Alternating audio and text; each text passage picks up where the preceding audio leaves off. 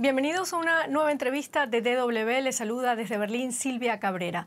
La pandemia producto del coronavirus se llevará a unos 96 millones de personas más a la pobreza extrema antes del próximo año, y de ellas cerca de la mitad son mujeres y niñas, según estimaciones de ONU Mujeres y del Programa de Naciones Unidas para el Desarrollo.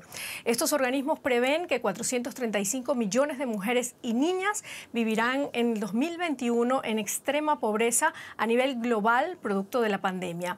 Entre las más afectadas están las latinoamericanas. Ahora vamos a conversar en estos momentos con María Noel Baeza, directora regional de la ONU Mujeres para las Américas y el Caribe. Señora Baeza, gracias por esta entrevista. Bienvenida. Muchísimas gracias a ustedes por invitarme. Buenas tardes, buenos días. ¿Qué porcentaje de mujeres en América Latina se verán afectadas por la crisis económica generada por el coronavirus? Bueno, vamos a tener más mujeres pobres, o sea, una feminización de la pobreza aún mayor. Estamos esperando que aumente la pobreza a las mujeres en un 22% con relación al 2019. Y también va a aumentar la tasa de desocupación femenina.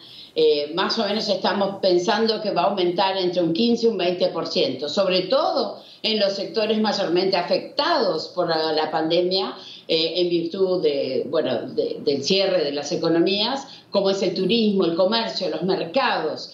Están muy feminizados, como usted sabe. Entonces, esto es lo que más va a afectar al trabajo de las mujeres. No se olvide que el 70% de las mujeres en nuestra región trabaja en la informalidad, o sea, no tiene seguridad social, es un trabajo diario, si no trabaja ese día no hay ingresos. Entonces esto va a generar seguridad alimentaria, que ya lo está generando, pero también va a generar un futuro mucho más precario para estas mujeres, al no tener aportes y al no tener ingresos. ¿Y por qué están más expuestas las mujeres a los efectos de esa pandemia que los hombres? Bueno, primeramente están más expuestas porque están en la primera línea.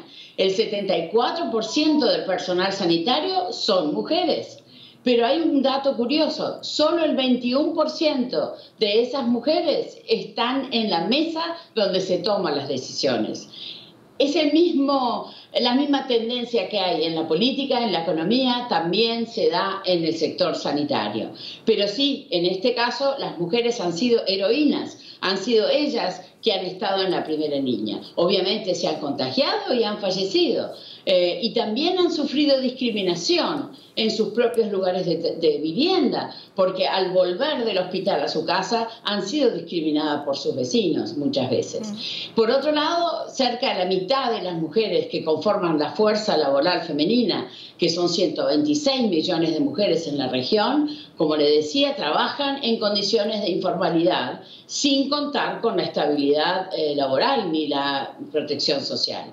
También se ha reducido la actividad económica provocada por la crisis, y esto hace, como le decía anteriormente, que pierdan ese sustento. Además, las mujeres son afectadas principalmente por algo básico, pero en todo el mundo, que es el trabajo de cuidados no remunerados. Y en esta época de crisis se ha incrementado muchísimo, porque los niños están en la casa, los enfermos de COVID que no están en el hospital están en la casa al cuidado de mujeres.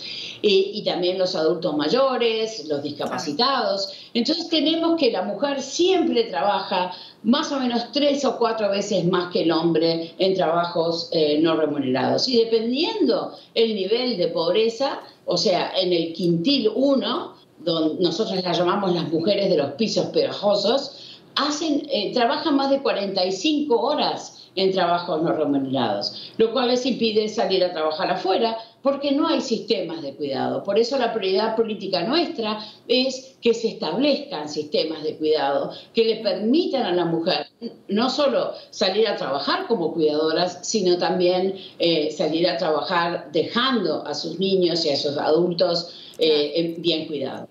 Señora Baeza, usted hablaba del sector sanitario, pero ¿cuáles son los otros sectores laborales que también se verán afectados y en los que están empleadas la mayoría de las mujeres latinoamericanas?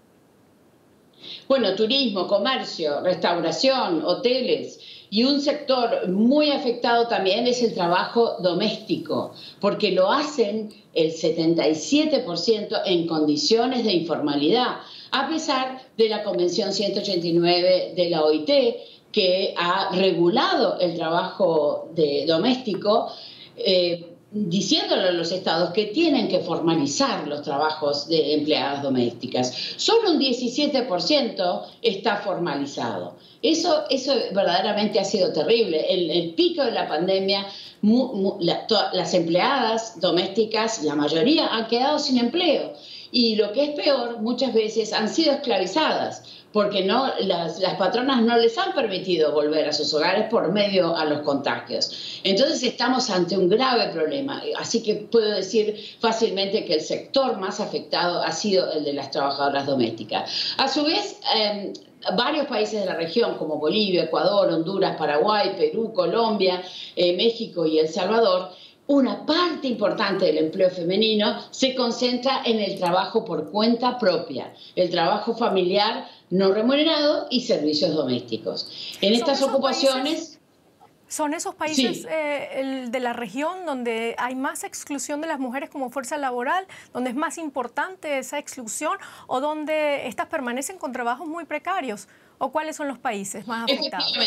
Efectivamente, son estos países donde los niveles de empleo precario es más evidente y donde hay menos protección social y donde hay menos protección legal. Por eso estamos trabajando para eliminar las leyes discriminatorias y para que puedan ser sujeto de derecho en legislación que les permita protegerse. Hay países con niveles de empleo asalariado superiores al promedio regional, como Brasil, Chile, Costa Rica, Panamá, República Dominicana y Uruguay, donde el nivel de cobertura de seguridad social es superior al 60%, con la excepción de México, que es 30%. Pero, sin embargo, existen diferencias muy grandes dependiendo del estado de ingresos.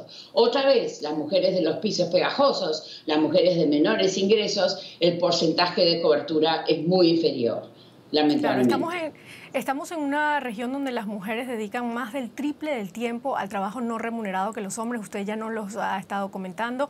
En México, por ejemplo, y según datos del Instituto Mexicano para la Competitividad, con la pandemia las mujeres dedican al hogar el 64% de sus horas a la semana, mientras que los hombres solo el 24%. ¿Por qué la carga de trabajo no remunerado sigue recayendo en las mujeres? Bueno, este es un cambio societal donde todos somos responsables y corresponsables por el lugar donde vivimos, por los hijos que tenemos, por los hogares que formamos. Hay una corresponsabilidad que debe de asumirse por parte de los hombres y lamentablemente no hay incentivos ni del sector público ni del sector privado. Por eso nosotros empujamos mucho la licencia paternal, que la licencia paternal le permita al padre ser corresponsable en el nacimiento de su hijo, disfrutar al nacimiento de su hijo y a los primeros meses de su hijo. Y también ser corresponsable en el espacio. Sí. Aquí en Alemania, por ejemplo, padres y madres comparten el permiso postnatal remunerado. ¿Usted cree que sería posible imaginar medidas de igualación de este tipo en América Latina? Bueno, se está empezando tímidamente, ¿no? Hay países que tienen 5 días, 10 días, 15 días y vemos que hay un problema. Los hombres no se toman esa licencia paternal por miedo al que dirán. Entonces, como le digo, hay un tema cultural allí. El machismo está muy arraigado y también está arraigado esa obligación que tiene la mujer de ocuparse de los hijos. Y la verdad que este es un tema de los dos. Y además está comprobado que el niño que recibe el afecto y el cuidado de los dos padres, ese niño es mucho menos violento en el futuro, es mucho más seguro de sí mismo y va a ser más triunfador, va a tener mayor productividad. Por ende, estamos hablando del futuro de la humanidad, que requiere de los dos, de padre y de madre, ¿no? Y vemos que en América Latina es cada vez la proporción de mujeres jefas de hogares que solas crían a sus hijos. Entonces, este es un fenómeno muy especial que en América Latina se da con más fuerza. ¿Reciben las mujeres en América Latina ayudas sociales? Y si es así, ¿cuáles son esas ayudas que reciben? Bueno, tenemos, o sea, América Latina se ha caracterizado por ser muy creativa para tratar de afrontar problemas acuciantes de pobreza extrema, de hambre. Entonces, en México se creó un programa que se llamó Oportunidades en su época, y en Brasil Bolsa Familia, en donde se hacía, el Estado hacía transferencias condicionadas a que la mujer, bueno, vigile su embarazo para reducir la mortalidad materna y la mortalidad infantil, que la mujer lleve a sus niños al colegio, etcétera. Esas transferencias condicionadas se han vuelto mundiales, verdaderamente, como un acto creativo de subsidio, digamos. Ahora bien, nosotros al principio de la pandemia redactamos un documento que publicamos, que se eliminen las condicionalidades en la pandemia, porque estas mujeres son las más vulnerables y las que necesitan una transferencia condicionada, que en este momento no se pueden producir las condiciones, ¿no? Entonces, estamos hablando de inseguridad alimentaria. Y sí hay asignaciones familiares, hay subsidios establecidos por las leyes, pero lo que sí hay, lamentablemente, es una evasión fiscal, hay muchos privilegios fiscales que si no estuvieran, habría mucho más recursos para poder hacer programas más condicionados, más directos, para apoyar a estas mujeres, hacerlas emprendedoras y que salgan de la pobreza. Ese es el próximo paso que tenemos que cumplir, particularmente después de esta pandemia. Y en cuanto a los salarios, las brechas de género de verdad continúan siendo muy alarmantes. De acuerdo con la ONU, a nivel mundial, las mujeres perciben 77 centavos por cada dólar de un hombre. ¿Cuál es la principal razón para ello y cómo se ve esta problemática allí en América Latina? Bueno, hay casos estructurales que hacen a lo que les decía anteriormente. La gente piensa que hay que ponerle un impuesto a la mujer por ser madre, en vez de pensarlo de otra manera, diciendo, está la mujer haciendo un favor para la sociedad, para que la sociedad crezca y para que la sociedad se preserve, pero no, se lo toma como un impuesto. Y lamentablemente se dan muchos casos que los empresarios dicen, no vamos a contratar a mujeres en edad más fértil porque seguramente van a tener un hijo y se van a ir. Este es un tema, ¿no? Por eso es tan importante las licencias parentales, la licencia maternal, la licencia para el hombre también. Ahora, la brecha salarial se da por eso. Básicamente es un impuesto a la maternidad. Ahora, lo que esta pandemia nos deja es que sí se puede tener flexibilidad sin bajar la productividad. Trabajando en línea, las que tienen la suerte de poder trabajar en línea, ¿no? Pero estamos hablando que la mayoría de las mujeres no tienen acceso a tener computadoras, ¿no? Por supuesto. ¿Se ha agudizado esa brecha salarial de género con la presencia de la COVID-19? Bueno, todavía no podemos decirlo porque no hemos hecho encuestas al respecto, pero en América Latina es más o menos entre un 17 y un 25% la brecha salarial, depende de los países, ¿no? Lo que sí vemos en América Latina es que hay muchísima más legislación apoyando la eliminación de la brecha salarial. Y hay una cosa interesante, en las constituciones de varios países, en las leyes fundamentales, está previsto que no debe haber discriminación salarial. Claro que la práctica es diferente, ¿no? Pero sí estamos trabajando con el sector privado, gracias a la generosidad de la Unión Europea, con un programa que se llama Ganar, Ganar, la igualdad de género es un buen negocio. Estamos trabajando con el sector privado, que es quien crea el empleo, para que se dé cuenta la ventaja de tener mujeres en sus cuadros superiores y la ventaja de apoyar a las mujeres para que tengan flexibilidad laboral una vez que son madres y no se retiren de ese trabajo, ¿no? Claro. Bueno, los efectos de la COVID-19 en la economía en general serán devastadores, es lo que aseguran los expertos a nivel mundial. ¿Cómo garantizar una reactivación sin dejar atrás a las mujeres? Bueno, el problema es que tenemos que hablar de un nuevo contrato social. No podemos seguir en nuestra región con 70% de los parlamentos en manos de los hombres. Casi el 100% de los presidentes y los jefes de Estado son hombres, con la excepción de Barbados y de Trinidad y Tobago. ¿Por qué? Si somos la mitad de la población. Y hay un dato muy importante.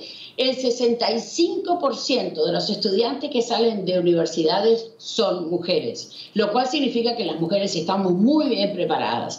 Entonces yo creo que hay que pensar esto. Y además, como le decía, el sector privado está entendiendo y debe entenderlo más, que la igualdad de género no es solamente un imperativo ético categórico, sino que también es un buen negocio, porque el 75% de las consumidoras somos mujeres. Quienes tomamos las decisiones de consumo somos mujeres. Entonces, creo que juntar estas lógicas y darse cuenta que si este momento de recuperación no se centra en la recuperación de las mujeres para acelerar la vuelta a una economía sana, vamos a estar en problemas. Por eso hacemos un llamado a los políticos de la región para que piensen en clave de mujer, para que los elementos más importantes de todas las medidas que están tomando tengan en cuenta a las mujeres. Somos agentes de cambio, transformadores y aceleradores. Así es, somos agentes de cambio. Muchísimas gracias, señora María Noel Baeza, directora regional de la ONU Mujeres para las Américas y el Caribe, por esta entrevista. Gracias. Muchas gracias a ustedes por la invitación. Que tengan buenas tardes.